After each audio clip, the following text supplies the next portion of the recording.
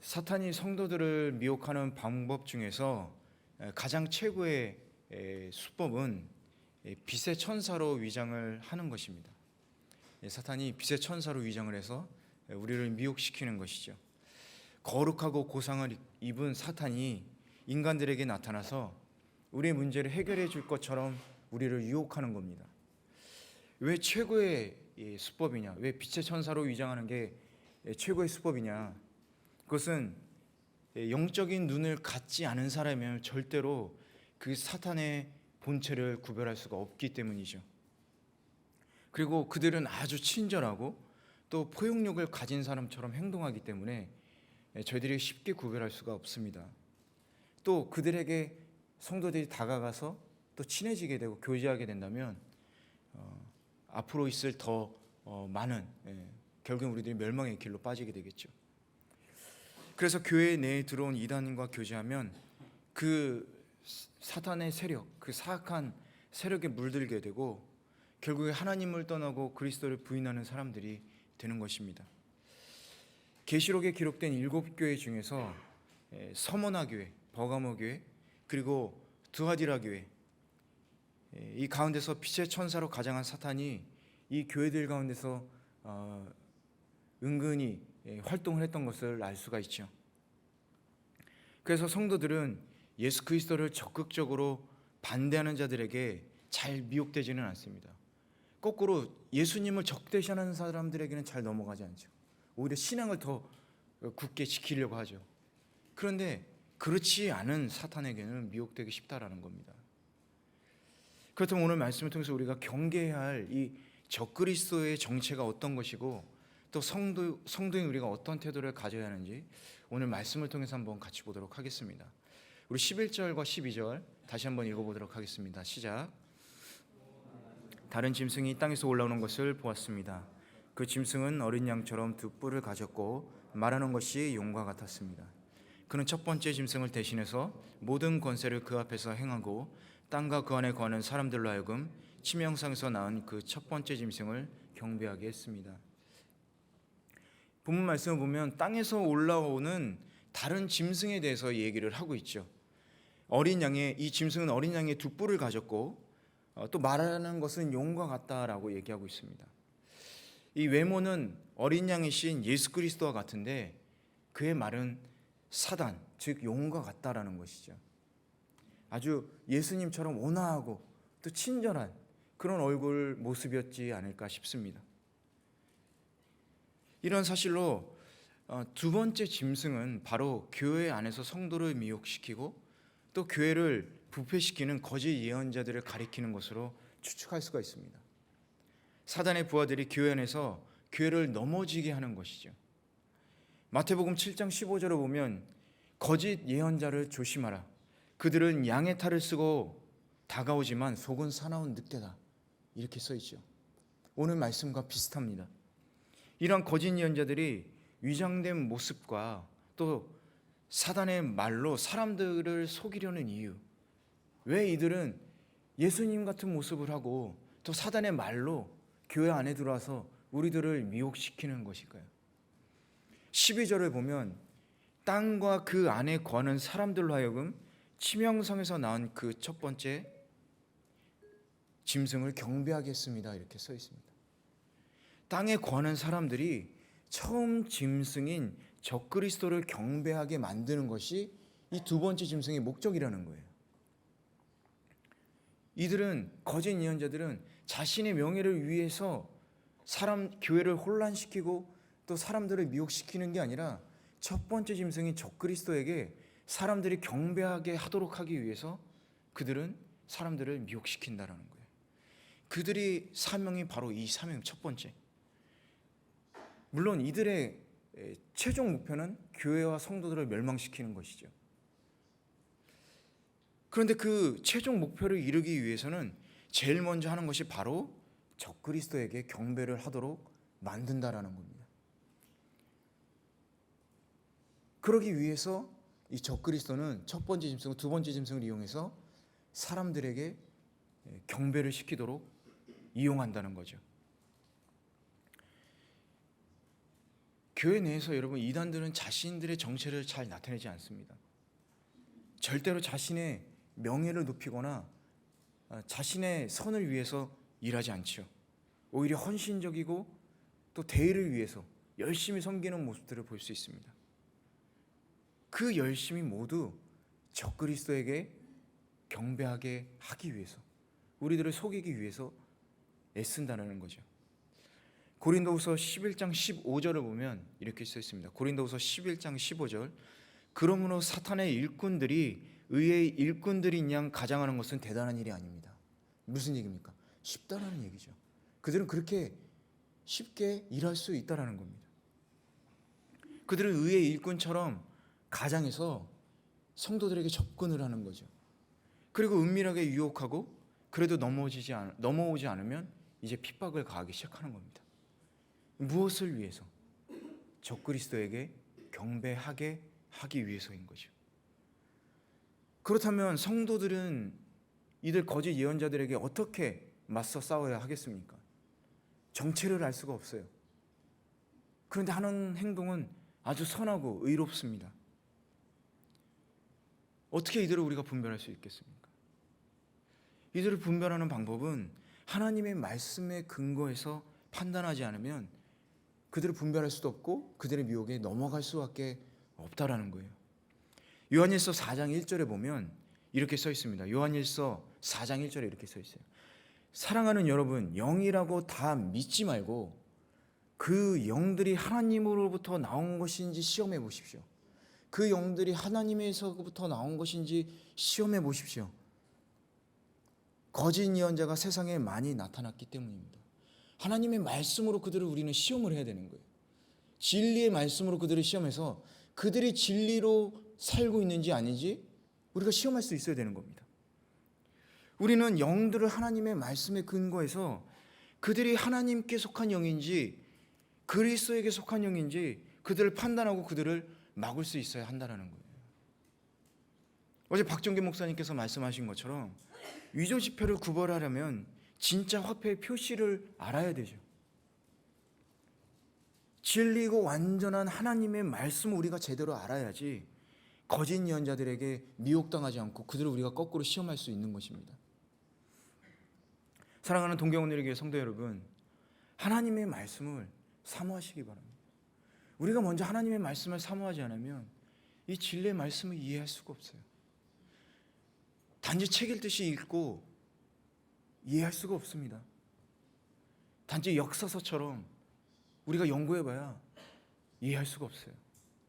하지만 사랑하는 마음으로, 사랑하는 사람이 우리에게 얘기하고 있다는 마음으로 간절하게 이 말씀을, 우리가 성경 말씀에도 있듯이 밭에 숨겨져 있는 보석을 찾듯이 우리가 그렇게 열심으로 사랑하는 마음으로 이 말씀을 읽어야 되는 것입니다. 여러분, 매일매일 읽고 그 말씀을 묵상하시기 바랍니다. 그럴 때 그 말씀이 우리를 지켜주는 거예요. 또한 요한일서 4장 4절을 보면 이렇게 써 있습니다. 자녀들이여, 여러분은 하나님께 속해 있고 거짓 예언자들을 이겼습니다.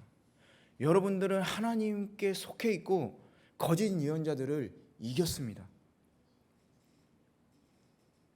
여러분 안에 계신 분이 세상에 있는 사람보다 더 크시기 때문입니다. 거짓 예언자들을 어떻게 이겼냐면 하나님께 속해 있기 때문에 이겼다라고 얘기하고 있는 거예요. 우리가 하나님께 속해 있으면 거짓 예언자들을 이길 수 있다라는 겁니다. 그렇다면 여러분, 하나님께 여러분이 속해 있는지 어떻게 알 수 있습니까? 여러분, 어떻게 하나님께 속해 있습니까? 여러분, 자신 있게 얘기할 수 있으세요? 그 증거를 가지고 계십니까?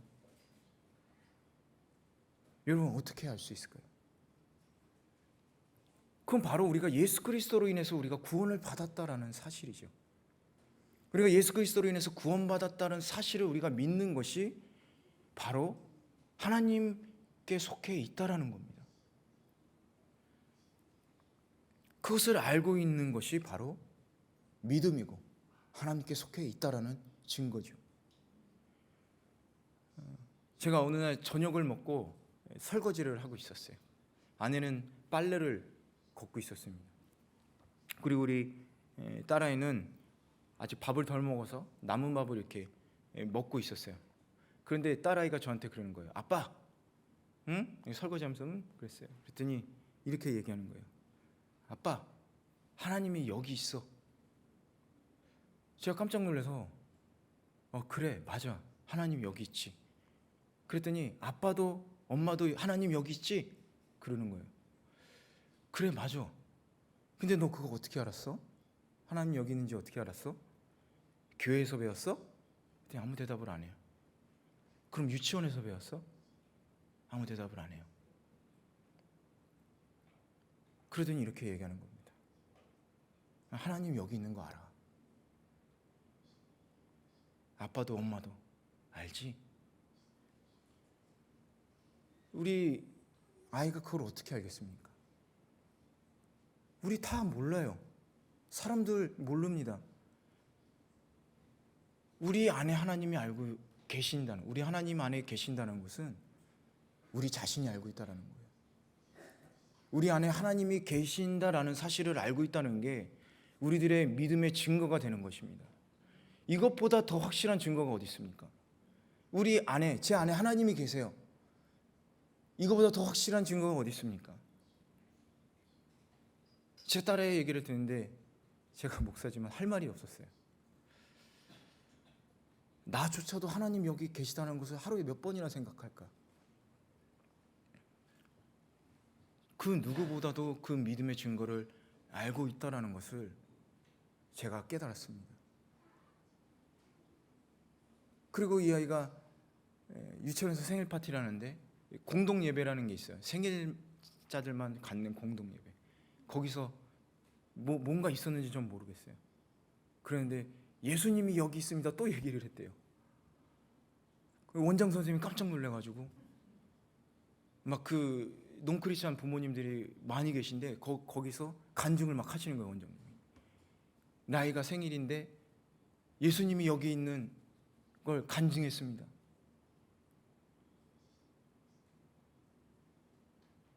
우리 안에 하나님이 있다면 우리는 그렇게 증거를 하게 되는 거죠.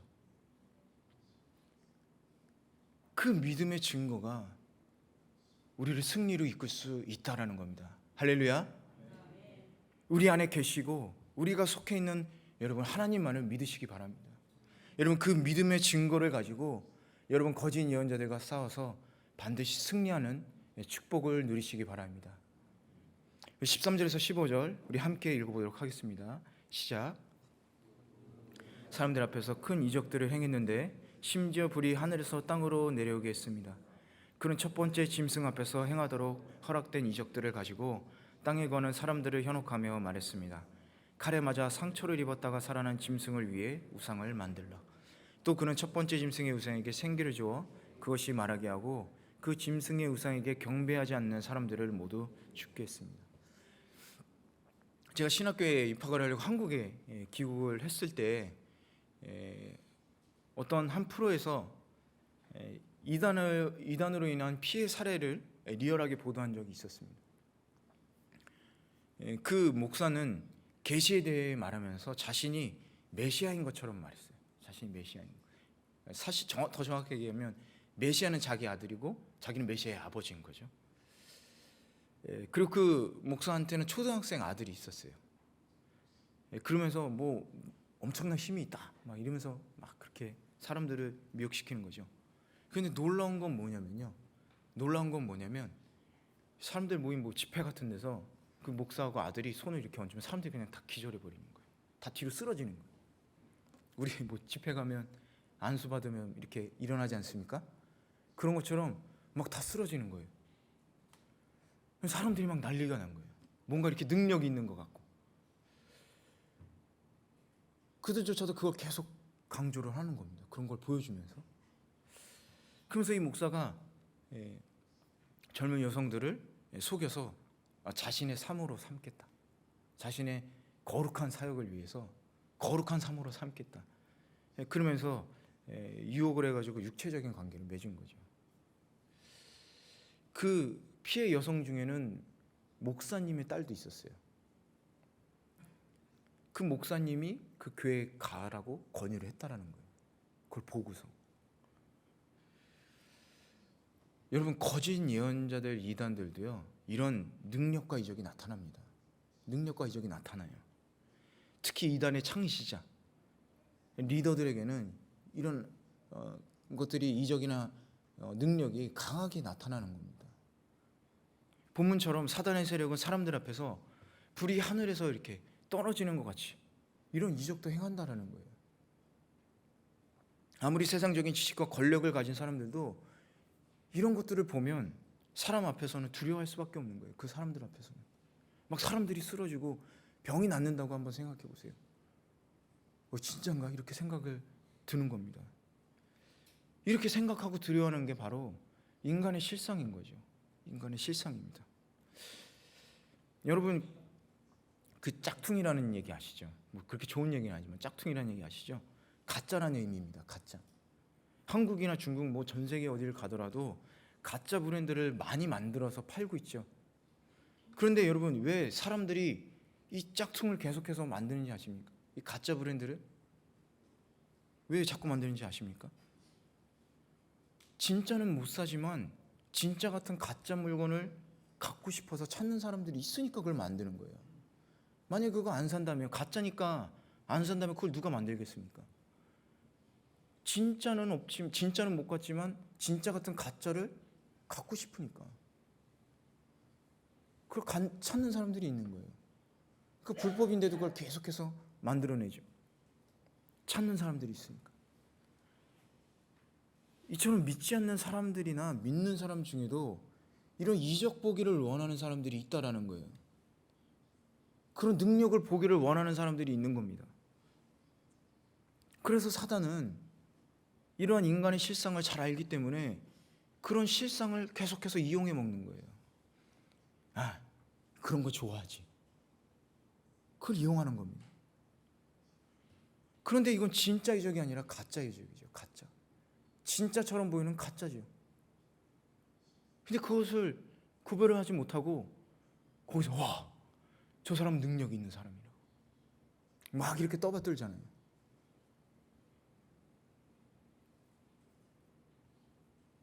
이 사단의 세력은 처음에는 큰 능력으로 인간들의 고통을 해결해 주는 것처럼 보입니다.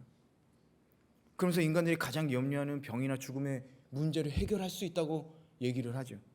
그렇게 당당하게 선언을 합니다. 그리고는 갖은 실수와 눈속임을 통해서 자신들의 배를 채우고 사람들의 재산과 생명을 빼앗는 게 바로 이 사단의 세력인 거예요. 그게 바로 실체입니다.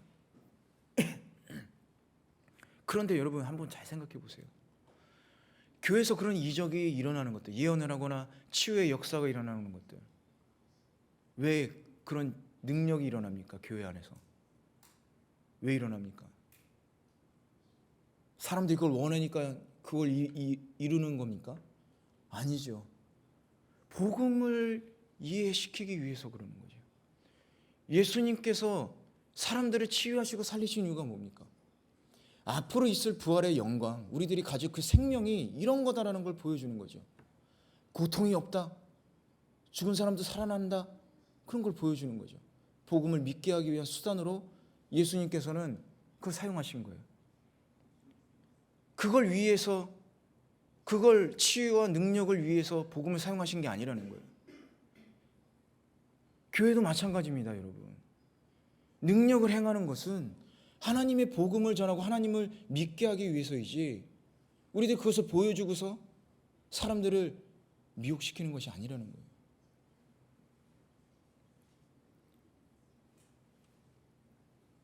우리 안에 그 예수 그리스도의 사랑을 알게 하기 위해서죠. 그게 없다면 위험한 교회입니다. 그건. 계속해서 말씀을 보면 칼에 맞아 상처를 입었다가 살아난 짐승을 위해 우상을 만들라. 무슨 얘기입니까? 마치 예수님을 그 십자가의 부활을 흉내내듯이 신격화시키면서 우상을 만들게 미혹시키는 거죠. 우상을 만들라 이렇게 얘기하는 거예요. 15절에 보니까 첫 번째 짐승의 우상에게 생기를 주어 이렇게 얘기했습니다. 그것이 말하게 하고 그 짐승의 우상에게 경배하지 않는 사람을 모두 죽게 했다라는 겁니다. 여기서 생기라는 말은 생명이라는 말과 동일합니다. 생기라는 말은 생명을 얘기하는 거예요. 둘째 짐승 곧 거짓 예언자들은 우상에게 생명을 부여할 수 있을 만큼 그 능력이 절정에 달해 있다라는 거예요. 절정에 달해 있던 그 능력이. 그런 이적을 행한다는 겁니다. 하지만 그렇다고 해서 이 말이 거짓 예언자가 하나님의 창조의 권능을 행사한다는 얘기는 아니에요. 그건 아닙니다. 왜냐하면 적그리스도나 사단이 그런 창조의 능력을 갖지 못하기 때문에 그런 거예요. 생명을 주는 것처럼 보이는 술수를 쓴 겁니다. 생명을 주는 것처럼 우상에게 생명이 들어가서 뭔가 말하고 그러는 것처럼 술수를 쓴다는 거예요. 그럼 그 술수는 어떤 방식으로 나타나겠습니까? 그 술수가 어떤 방식으로? 여러분 매스컴을 한번 보십시오. 매스컴은 자신들이 원하는 방향으로 이끌기 위해서 한 대상에 대해서 어떤 이미지를 부여합니다. 그리고 그걸 가지고 계속 사람들을 조종하는 거예요. 한 사람이 정상적인 분별력을 발휘하지 못하도록 합니다. 계속 세뇌시키는 거죠. 매스컴이 한 대상을 선하게 이미지화한다면 대부분의 사람들이 그를 선한 사람이라고 생각을 해요. 와, 정말 착한 사람이구나. 그런데 매스컴에서 저 사람은 나쁜 사람이야 라고 계속해서 얘기를 한다면 저 사람은 나쁜 사람이 되는 거죠. 매스컴이 이미지화 시키는 대로 사람들은 한 대상을 우상으로 이렇게 떠받들게 될 수 있습니다. 그렇게 될 수 있다라는 거예요. 마찬가지로 사단 역시 이런 방식으로 우상을 생기 있게 할 수 있다라는 겁니다. 생기가 없는데 생기 있는 것처럼 우리를 분별력을 잃게 할 수 있다라는 거예요. 그리고 우상을 섬기도록 우리를 속이게 하는 겁니다. 사람들은 그런 이적을 원하죠. 그런 이적을 원합니다. 그걸 이용하는 거예요. 그런 이적을 원하니까. 이런 큰 이적을 찾아다니는 성도들이 얼마나 많이 있습니까? 집회 같은데 예언자, 치유 집회 막 그러면 막 물밀듯이 오잖아요. 사단의 세력들은 갖은 술수와 이적으로 사람들의 정상적인 분별력을 이제 완전히 상실시킬 겁니다. 그래서 그 우상에 대해서 분별력 있게 판단하기 전에 우상을 위대한 구원자로서 믿게 만드는 거죠. 그렇기 때문에 성도인 우리는 냉철한 판단과 분별력을 가지고 이 사단의 술수에 빠지면 안 되는 거죠. 경계를 해야 하는 겁니다. 사단은 오늘도 겉으로 드러내지는 않지만 이 현대 문명이나 여러 가지 방법을 이용해서 사람들의 분별력을 흐리게 하고 있어요. 그리고 그들은 하나님의 자리에 다른 것을 세워놓고 하나님이라고 혼동시키게 하고 있는 겁니다. 우리가 정말 섬기고 예배드려야 할 대상은 하나님인데 그 자리에 다른 것을 계속해서 세워놓는 거예요. 그 자리에 계속해서. 그렇기 때문에 우리는 항상 영적인 긴장감을 가지고 영적인 것을 분별해야 하는 것입니다. 고린도전서 2장 13절을 보면 이렇게 써 있습니다. 우리가 이것을 말하거니와 사람의 지혜가 가르친 말로 아니하고 오직 성령께서 가르친 것으로 영적인 일은 영적인 것으로 분별하느니라. 아멘. 다시 한번 읽겠습니다. 우리가 이것을 말하거니와 사람의 지혜가 가르친 말로 아니하고, 사람들이 뭐라고 해도 그걸 믿는 게 아니라 오직 성령께서 가르친 것으로 하니 영적인 일은 영적인 것으로 분별할지니라. 성령으로 우리가 영적인 것을 분별해야 한다는 겁니다. 우리는 이제 더 이상 육에 속한 사람이 아닙니다. 하늘나라에 속한 사람들입니다. 하나님께 속해 있는 사람들이에요. 그렇기 때문에 하나님의 성령을 받아서 영적인 것을 분별해야 한다는 겁니다. 우리의 힘으로 영적인 것을 분별할 수 없지만 우리가 하나님의 성령으로 인해서 그 영적인 것을 분별할 수 있는 능력이 생긴다라는 것입니다. 할렐루야. 오늘 그 성령님께 의지하시길 바랍니다. 그 성령님의 도움으로 우리가 영적인 것을 분별하는 그 놀라운 능력을 행하시기 바랍니다.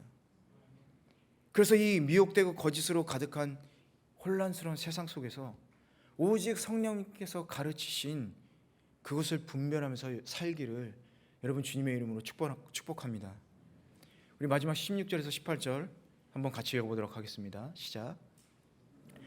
작은 사람이나 큰 사람이나 부유한 사람이나 가난한 사람이나 자유인이나 종이나 모든 사람에게 그들의 오른손이나 그들의 이마에 표를 받게 해 그 표 곧 짐승의 이름이나 그 이름의 숫자를 갖지 않은 사람은 누구든지 물건을 사거나 팔 수 없게 만들었습니다. 여기에 지혜가 요구됩니다. 지각 있는 사람은 그 짐승의 숫자를 세어보십시오. 그것은 사람의 수이며 그 숫자는 666입니다. 본문에서 사단이 자기를 경배하는 자들의 오른손이나 이마에 표를 받게 했다는 것은 사단이 그 사람들을 자기의 완전한 소유로 만들어버렸다라는 것이죠. 우리가 하나님의 인치심을 받았다는 것은 하나님의 백성이라는 증거라고 하지 않았습니까? 사단의 그 표가, 짐승의 표가 있다는 것은 그 사단에 속해 있다는 거죠. 이단은 사람들을 꼭두가시처럼 만듭니다. 사단의 세력들은 그들에게 속한 사람들을 그들의 하수인처럼 부려먹습니다. 한 이단의 교주가 굉장한 능력을 행하는 것을 보고 사람들이 자신이 가진 모든 것을 파서 그 교주를 따라서 신앙촌이라는 것을 만들었어요. 산속에다가. 그곳에서 사람들은 오직 교주를 이렇게 신봉하면서 사는 거죠. 하나님처럼. 근데 뒤늦게 그 교주의 실체를 알았어요. 그 교주의 실체를 알았습니다. 그런데 여기서 빠져나가는 것은 죽음을 의미하기 때문에 그 소굴에서 빠져나올 수가 없었던 거예요. 만약 그 소굴에서 빠져나오면 알거지가 되어야 될 것을 각오해야 했습니다. 그리고 어떤 해를 입을지 몰라요. 자신들은 그 교주의 꼭두각시에 불과하다는 사실을 알고 있었지만 그것을 빠져나오지 못하는 것은 그들의 위협과 그리고 생계에 대한 그런 문제에 부딪히기 때문에 그것을 나올 수가 없었던 거예요. 대부분의 이단에 미혹된 사람들이 이런 상황에 처하게 됩니다. 그런데 중요한 것은 이 짐승의 표를 받은 사람들이 강제로 표를 받은 것이 아니다라는 거예요. 강제로 받은 게 아니라는 거예요. 계시록 14장 9절을 보면 이렇게 써 있습니다. 계시록 14장 9절을 보면 누구든지 짐승과 그의 우상에게 경배하고 자신의 이마나 손에 표를 받으면, 누구든지 그 우상을 섬기기 위해서 경배하고 자신의 이마나 손에 그 표를 받는다라는 거예요. 그들이, 사탄의 세력들이 그 표를 준 게 아니라는 거예요. 경배하러 나아간 사람들에게 그 징표, 그 표를 주었다라는 겁니다. 짐승의 표를 받는 것이 자발적이라는 거예요. 자발적. 여러분, 앞으로 세상은 하나님을 믿고 경배하며 살아가면서 하나님의 인을 받은 성도와 그리고 이 짐승의 표를 받은 사람들로 이렇게 나눠지게 될 겁니다. 지금 우리가 알 수 없죠. 누가 짐승의 표를 받았고 누가 하나님의 인치심을 받았는지 우리는 알 수 없습니다. 그러나 마지막 때가 되면 점점 명확하게 그것이 구분된다는 거예요. 그렇다면 여러분은 어느 쪽의 사람입니까? 여러분, 하나님의 인치심을 받은 사람입니까? 아니면 짐승의 표를 받았습니까? 우리가 하나님의 인치심을 받은 사람이라면 우리는 하나님 중심의 삶을 살겠죠. 짐승의 표를 받은 사람들은 사탄 중심의 삶을 살겠죠. 하나님과 반대되는 행동들을 할 것입니다. 그런데 하나님의 인치심을 받은 우리들이라면 하나님의 중심의 삶을 사는 성도들이 되겠죠. 그럼 하나님 중심의 삶이라는 것은 무엇입니까? 하나님 중심의 삶. 그것은 내가 원하는 삶이 아니라 하나님께서 내가 어떤 삶을 살기를 원하는지를 알고 그 하나님의 마음대로 사는 것이죠. 나 자신보다 타인을 먼저 생각하면서 주님의 몸된 교회를 위해서 섬기면서 사는 삶이 하나님 중심의 삶이 되겠죠. 이 땅에 죽어가는 영혼들을 위해서 슬퍼하고 애통하면서 하나님께 중보기도 하면서 그리고 복음을 전하는 삶이 바로 하나님의 중심으로 사는 성도들의 삶이지 않겠습니까? 그런 삶을 사는 성도가 하나님의 인치심을 받은 성도인 줄로 믿습니다. 할렐루야. 마지막으로 18절에 666이란 얘기를 하고 마치도록 하겠습니다. 이 얘기하면 섭섭하겠죠. 이 모든 관심의 대상 666. 이 도대체 666이 뭘까? 이 666이라는 숫자는 계시록을 읽는 사람들에게 가장 흥미를 갖는 숫자죠. 666. 이 많은 학자들은요, 이 숫자가 어떤 문자를 나타낸다고 생각을 했습니다. 어떤 문자를. 왜냐하면 헬라어의 알파벳은요, 헬라어의 알파벳은 이 고유의 숫자를 가지고 있기 때문에 그래요. 그래서 요한계시록의 저자는 이 짐승의 정체를 구체적으로 나타내지 않기 위해서 이 이름의 알파벳들에 해당하는 수치를 합쳐가지고 이 666을 제시했다는 겁니다. 학자들은 그렇게 얘기하는 학자들이 있어요. 그래서 이 666에 해당하는 사람은 당시에 네로 황제. 이 666이다. 그 666은 네로 황제를 가리키는 것이다. 가장 유력한 인물로 지목되기도 했습니다. 그리고 현대로 들어오면서 여러분 잘 아시는 히틀러. 히틀러가 이 666이다. 그리고 뭐 로마 가톨릭 황제다. 뭐 이런 얘기도 있어요.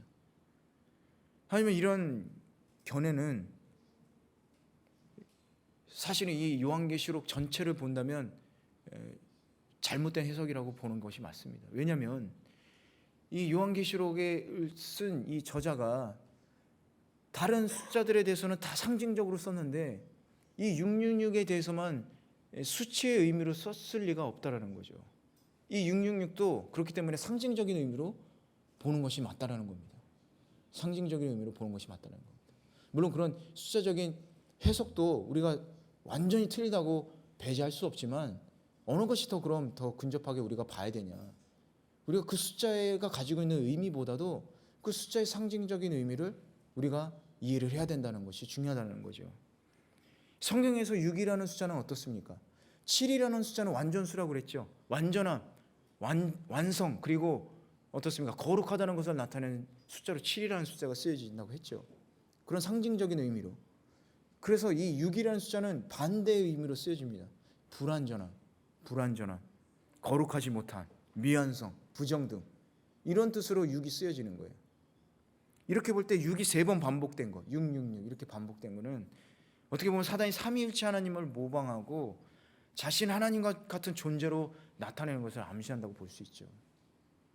따라서 이 짐승의 수 666은 불완전한 존재로서 완전자의 하나님의 지위를 노리고 그런 도전하는 세력을 상징적으로 나타내는 숫자로 볼 수 있는 겁니다. 그렇게 이해하는 게 더 정확한 거예요. 뿐만 아니라 이 적그리스도의 한계와 결말에 대해서 암시하기도 합니다. 무슨 얘기냐? 완전하지 않다라고 그랬죠.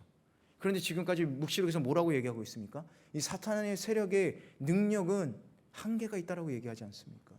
한계가 있다라고 얘기하지 않습니까? 적그리스도의 능력은 분명히 뛰어나지만 완전하지 않기 때문에 그 능력에는 한계가 있다라는 거예요. 그들의 활동에는 한계가 있다. 완전하지 못하다. 따라서 하나님의 백성에게 일시적으로 핍박을 가하더라도 영원한 멸망에 우리를 이르게 할 수 없다라는 겁니다. 그게 중요하다는 거예요. 이 짐승에서 666이 얘기하는 것들, 그런 상징적인 의미들이 우리를 영원하게 멸망시키지 못한다는 거예요. 불완전하고 한정된 능력을 가진 불완전한 존재다라는 것을 알려주고 있는 겁니다. 그렇기 때문에 완전하신 하나님의 심판을 그들은 받게 되는 것이죠. 그렇기 때문에 성도들은 적그리스도가 출현하더라도 그 능력과 권세에 위축되거나 미혹돼서는 안 되는 거죠. 여러분, 사단의 사주를 받은 적그리스도가 그리스도와 아주 유사한 모양으로 출현해서 믿는 성도들인 우리들을 미혹시키려고 할 겁니다. 내가 그리스도라고 능력을 막 행하는 거예요. 그런데 여러분, 그 겉모습에 속지 말고 우리는 그 정체를 정확하게 식별해야 한다는 겁니다. 하나님께서는 적그리스도를 식별하기 위해서 말세의 이 마지막 때에 이 666의 출현을 예고하고 있는 거예요. 모든 것을 감추었으나 부족한 자들, 그것이 바로 이 짐승의 수 666입니다. 그 부족한 것의 대표가 바로 무엇일까요? 이들의 부족함, 가장 부족한 것, 이 짐승의 수 666을 가진 이 사탄의 세력들이 가장 부족한 것, 뭐가 있을까요? 바로 사랑입니다. 사랑. 이들에겐 사랑이 없어요. 완전할 수가 없습니다. 사랑이 없이는. 이들은 사랑이 없습니다. 적그리스도가 다른 것들은 다 모방할 수 있어요. 능력을 행할 수 있습니다. 하지만 사랑은 모방할 수가 없는 거예요. 왜냐하면 이 사랑은, 하나님께서 만드신 사랑은 가장 완전하고 하나님의 속성으로 이루어진 것이기 때문에 그렇습니다. 이 적그리스도의 겉모습에 속지 않는 비결은 그 존재가 사랑이 있나 없나 의해서 분별할 수 있다는 거예요. 앞으로 다가올 혼란의 시대에 거짓 선지자들은 큰 이적을 행하고 또 갖은 속임수로 우리들을 유혹하고 미혹시키고 넘어뜨려 멸망시키려고 할 겁니다. 핍박하겠죠. 믿지 않는다면. 우상에게 절하지 않는다면 죽일 겁니다. 그러나 우리는 이 거짓 선지자들에게 미혹되거나 핍박에 굴복해서 우리들의 신앙을 버려서는 안 된다는 겁니다. 저와 여러분들은 하나님의 말씀에 근거해서 거짓 선지자들을 분별해야 하고 성령의 분별함으로 모든 악의 세력에 배후에 있는 사단을 분명하게 구별해야 한다는 겁니다. 그리고 우리를 위해 죽으시고 부활하신 예수 그리스도, 그분의 완전한 사랑으로 인해서 우리는 사단의 세력과 싸워서 이겨야 한다는 것입니다. 할렐루야. 여러분, 우리에게는요 이 모든 것이 있습니다. 우리에게는 이 모든 것이 있어요. 우리는 하나님께 속해 있기 때문에, 하나님을 믿는 하나님의 백성이기 때문에 이 세 가지를 모두 가지고 있습니다. 여러분, 이 믿음을 가지고 오늘도 승리하며 나아가는 주님의 자녀들 되기를 간절히 축원합니다.